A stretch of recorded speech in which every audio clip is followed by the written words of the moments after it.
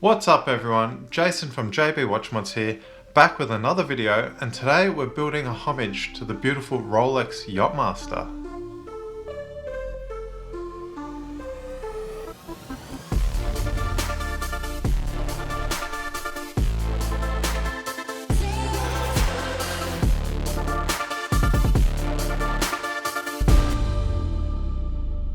So the parts that we're going to be using today, we've got this beautiful Submariner style case, which is 40mm. It's got that awesome polished ceramic Yacht-Master style bezel, which just looks amazing. We've got this sapphire crystal with the Cyclops, screw down crown and screw down case back. Yeah, beautiful, beautiful case. We've got our oyster bracelet with polished center links. Got that glide lock style clasp, beautiful bracelet. Now we've got this nice silver sunburst Seiko dial with the blue Yacht-Master writing. Really looks nice and ties in with the second hands that we're going to be using. Beautiful dial, this one. Our handset, we've got the silver Mercedes hands with that pop of blue on the second hand, which really looks awesome, looks really good with that dial as well. So beautiful combination. And of course we have our tried and tested NH35 movement. So this one's got about 41 hours of power reserve, has hacking, hand winding, and it's got a date complication as well. So yeah, really strong, tested and reliable movement. So with that said, let's get cracking. I'll put on some finger cots and we'll get into it. So first thing we need to do is get our dial fitted to our movement. So in order to do that, we need to cut off these little feet on the back of the dial there. So as you can see, we've got 3 feet on each side. So we just need to cut off the ones we don't need.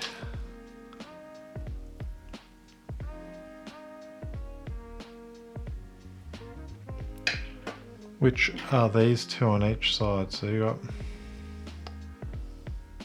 these 2 here and these 2 here. So we'll just go ahead and cut them off with our side cutters.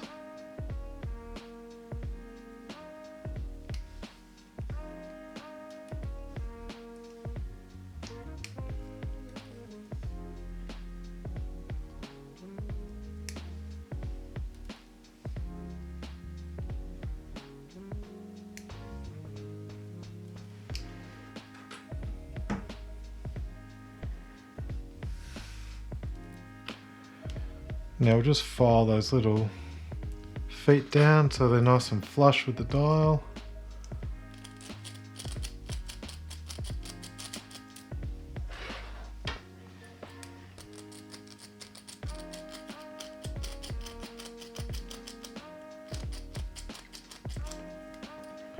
Doesn't take a lot, just being soft metal, so I'll just use the knurling on my screwdriver. And that gets it down just enough.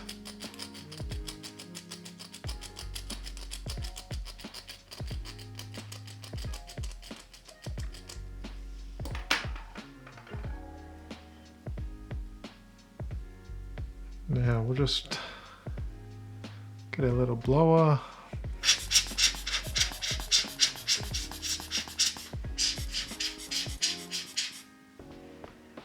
Give that a good clean. Same with our movement. And then we can pair the 2 together.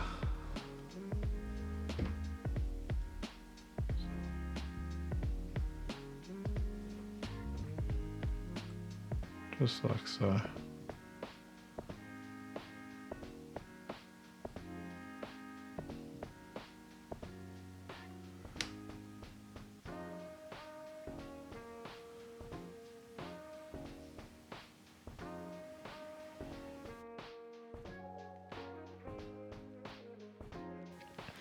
So you can see in the light there just how much the colour of that dial changes.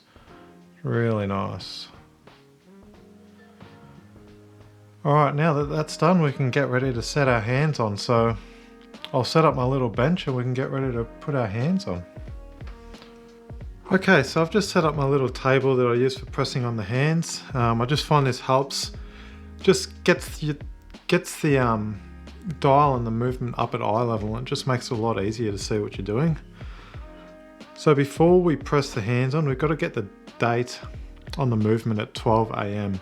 So we'll just pull the crown out and we'll just rotate it over until our date flicks over. So it's just coming up now.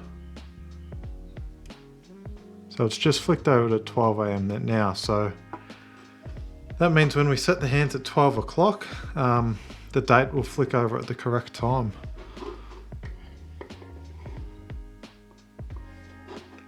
So first hand we'll do is the hour hand.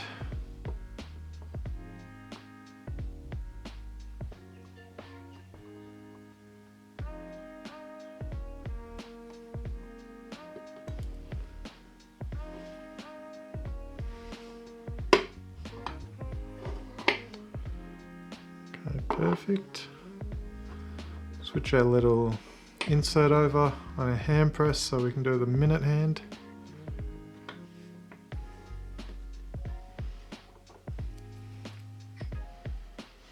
And we'll get our hour hand. So I just use this green, it's called Rotico. It's basically like blue tack. So you can stick your hand in the end of there. And it just makes it really easy to hold onto the hands without damaging them or scratching them. So super useful. If you're going to get into building watches, definitely grab some Rotico. So same with this, we'll just line up at 12 o'clock.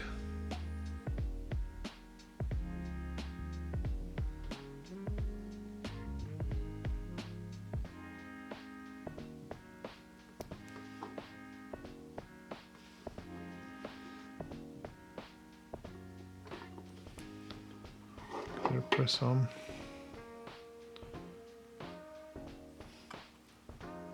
Okay, so as you can see, that's now on. We'll just check for clearance issues, making sure that we clear the hour hand and all the indices. We'll rotate it twice, just until that date wheel flicks over, just to make sure we've pressed the hands on in the right spot.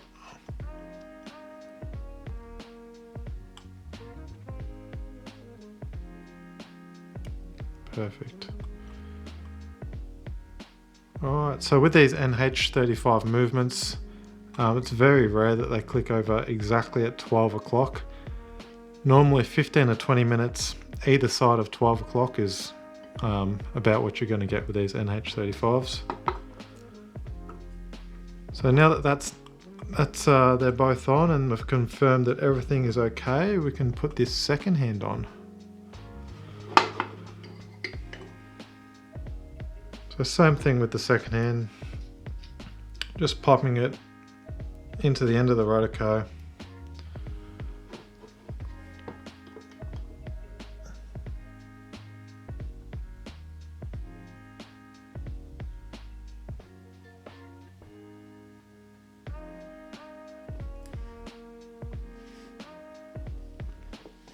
Just like so.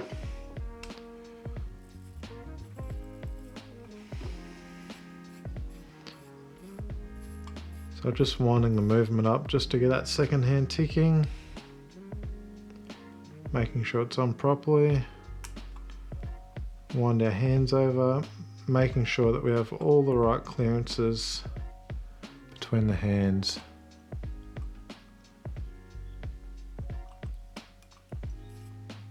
So that's looking good now. So next step is to get this fitted into the case.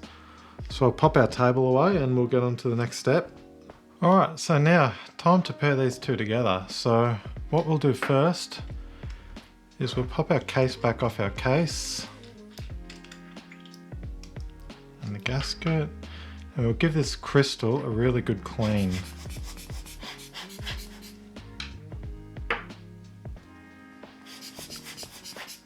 The last thing we want is to have some dust or hair under our crystal. So we've got our lens pens here, sorry. This is so good for cleaning crystals, honestly, it's the best thing. I'll leave a link in the description below as well for all the tools that I'm using, in case you want to pick up something for yourself. Something like this lens pen, great tool, highly recommend it. And one of these air blowers as well.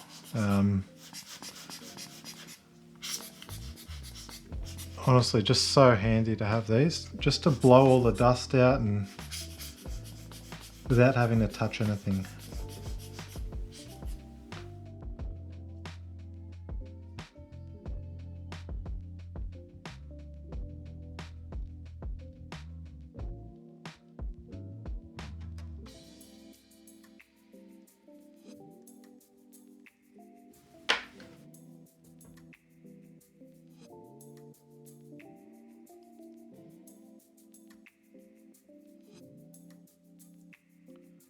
So now that our crystal looks all good, looks like there's nothing in there, we can get our movement and our dial. Just give that one last blow. And we'll pull out this crown stem, which you do by depressing this tiny little tang here. So when the crown's pushed in, there's just a small tang here that you push in, and that allows you to pull the crown out.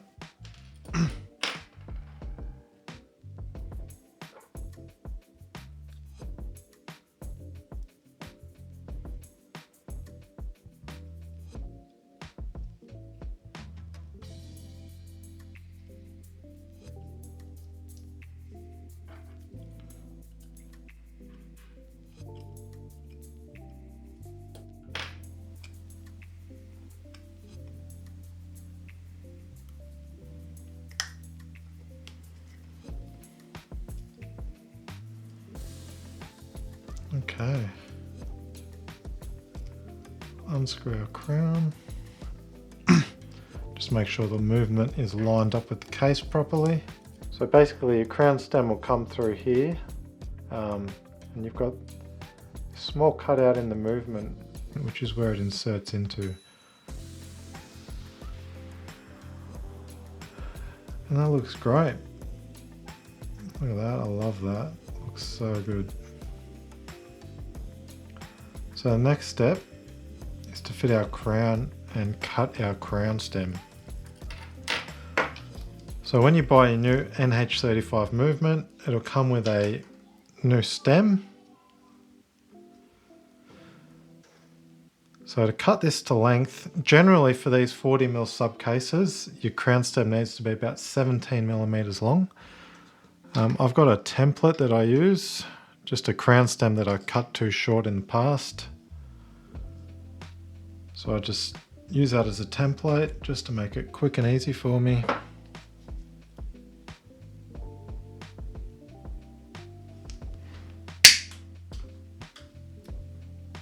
And when I cut it, I try and cut it just a touch long, because we can always come back in and cut it shorter if we have to.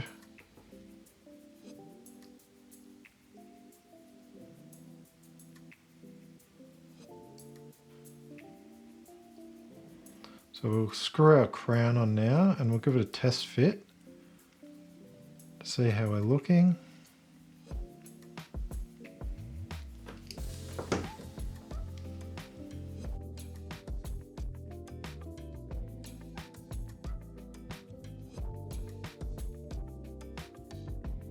So we'll screw the crown in.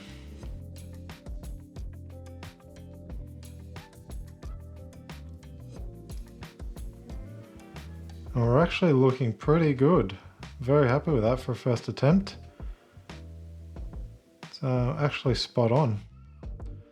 So what I'll do is I'll take it back out, put some Loctite on it, and that'll be as good as gold then. When you're checking your crown stem as well, just to make sure it's the right length, you need to have some spring in your crown, like so. So you can see that just springs back and forward. And obviously you need to be able to pull your crown out and push it back in. So So just make sure you can pull it out to both positions and then push it back in easily. So we'll take our crown back out,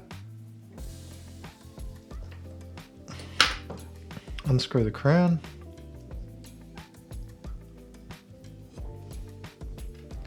and we'll just get our thread locker, just pop a dab on there, just a touch, and we'll put our crown back in.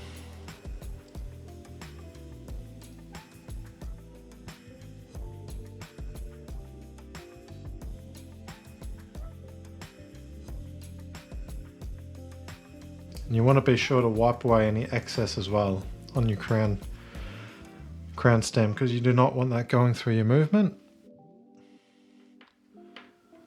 So now that that's locked away, we can put her back in for the final time. Screw it up tight.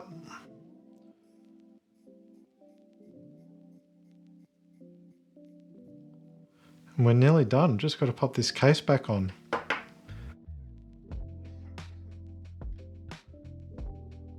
So we'll lubricate this gasket. So we've just got our gasket lubricant here. It's just basically a sponge covered in silicone grease. So what you do, you just grab your gasket, pop it in there, close it up and give it a twist. And that'll lubricate your gasket nice and evenly.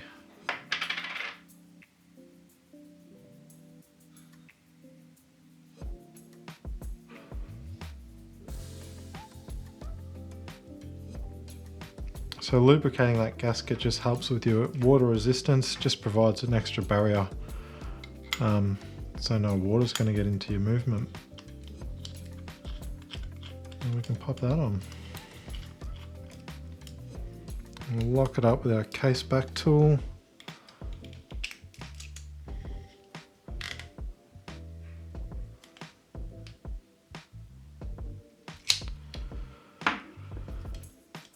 And that is done.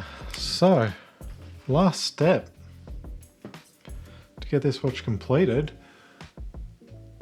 is to fit the bracelet. So we'll pop the bracelet on and this watch is done. This one's already got the plastic taken off it, so just so you guys can see what it looks like when it's nice and shiny.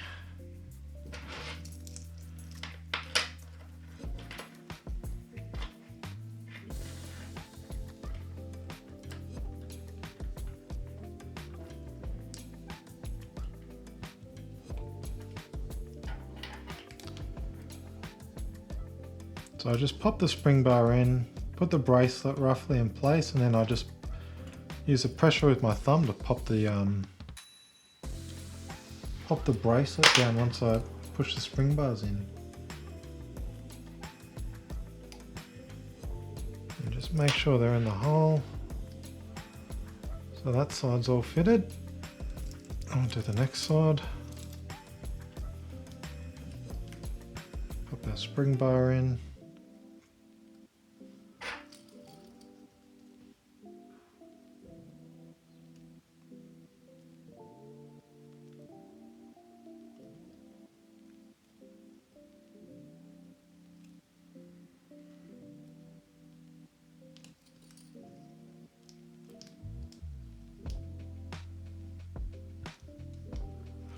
Okay, that is one bracelet fitted and one watch completed. Let's see how it looks.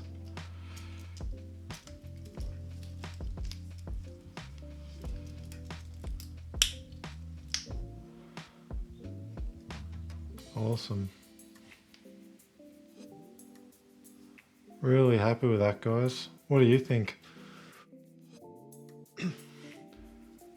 Gotta be one of the classiest looking mods, I'd have to say. I think it just looks so nice. Just all silver, pop of blue.